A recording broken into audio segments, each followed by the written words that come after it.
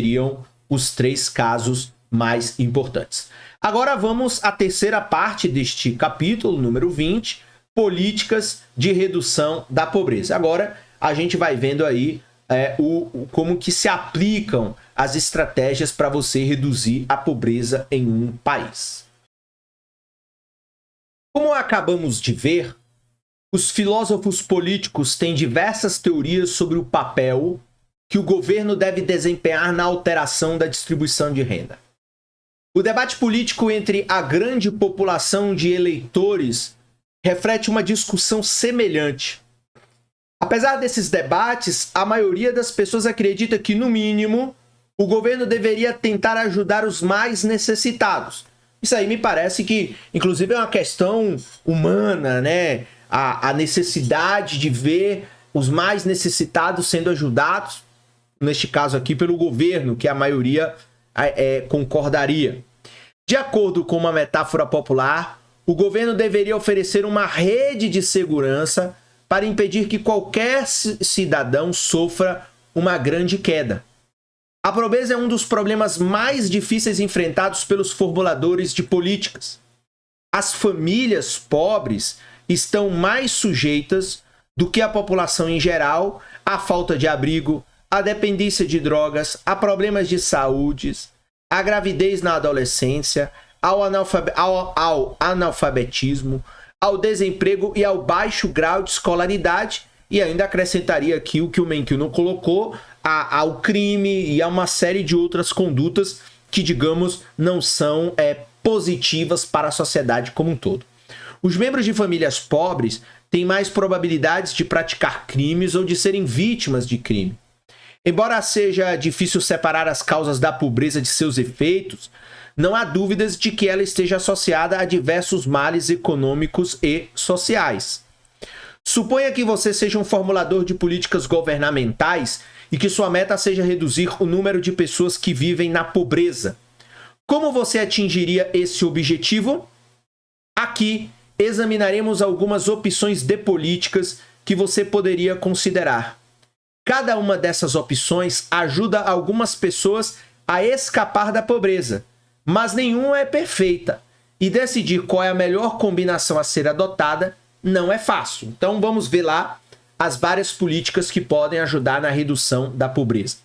Legislação do salário mínimo.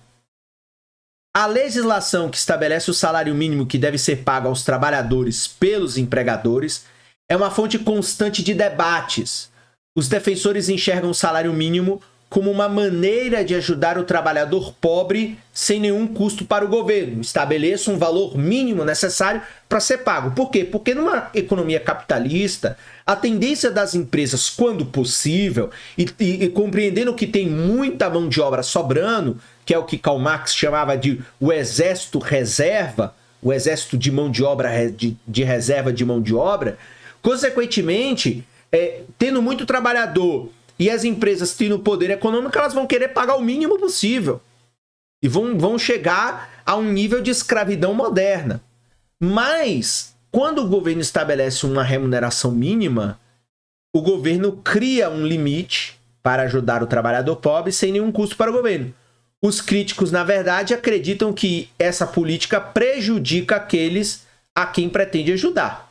O salário mínimo pode ser facilmente compreendido com as ferramentas de oferta e demanda que vimos lá pela primeira vez no capítulo 6. Então, se tiver alguma dúvida, volte aí ao capítulo 6 e resgate as abordagens do Menkil a este capítulo. Para trabalhadores com baixos níveis de qualificação e experiência, um salário mínimo elevado leva o salário acima do nível que equilibra oferta e demanda. Com isso, aumenta o custo da mão de obra para as empresas e reduz a quantidade de mão de obra que elas demandam. O resultado é um maior desemprego, segundo esse equilíbrio, entre os grupos de trabalhadores afetados pelo salário mínimo.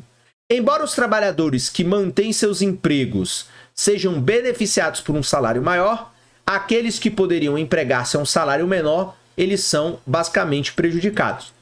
A magnitude, portanto, desses efeitos entre os que são beneficiados e os que são prejudicados depende crucialmente da elasticidade da demanda. Os defensores de um salário mínimo elevado argumentam que a demanda por mão de obra não qualificada é relativamente inelástica, de modo que um salário mínimo elevado diminui muito pouco o nível de emprego. Os críticos do salário mínimo argumentam que a demanda por mão de obra é mais elástica, especialmente no longo prazo, quando as empresas podem ajustar produção e emprego mais plenamente. Observam também que muitos trabalhadores que recebem salário mínimo são adolescentes de família de classe média, de modo que o salário mínimo é uma política imperfeita de assistência aos pobres. Isso aqui é uma visão positiva e crítica no caso dos Estados Unidos.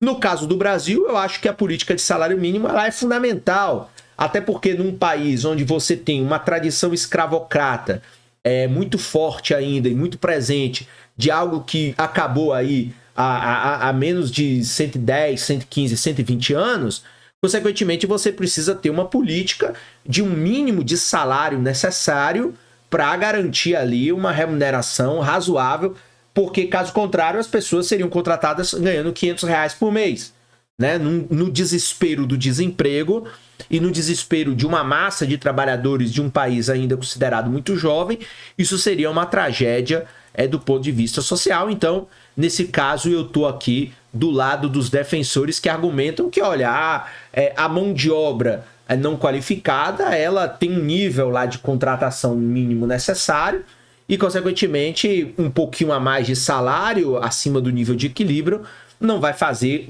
a grande maioria ser desempregado. Então, é claro que a política de salário mínimo ela precisa também vir acompanhada de uma política de crescimento econômico, sem sombra de dúvidas, com o objetivo justamente de possibilitar que mais empregos sejam gerados. E aí você não tem necessariamente a perda de empregos.